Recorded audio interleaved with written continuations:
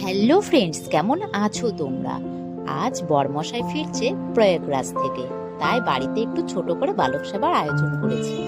তো দেখতেই পাচ্ছ তোমরা, সবাই কাজে ব্যস্ত।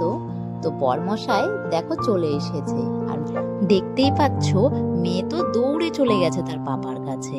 আর পাপাও তো মেয়েকে দেখে খুব খুশি হয়ে গেছে, তাই মেয়েকে কোলে তুলে তাকে আদর করছিল।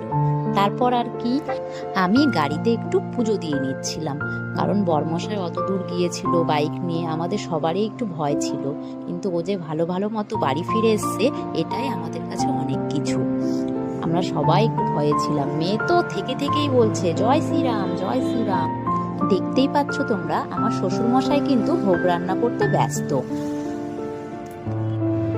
তারপর আমি আমার বরমশাইয়ের পা ধোয়াচ্ছিলাম, কারণ এই বাড়িতে আমি সবার থেকে ছোট, তারপরে সবাই বড়, সেই জন্য সবাই বললো তুই পাটা ধুয়ে দে, তাই আমি পাটা ধোয়াচ্ছিলাম।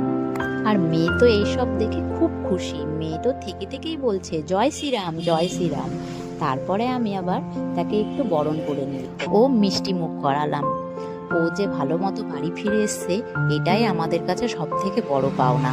তারপর আর কি, আমার দেওরও যাও একটু পা ধুয়ে নিল।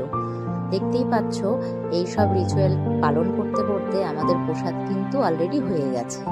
এখন ছোট ছোট বাচ্চাদের প্রসাদ বিতরণ করে দিয়েছি।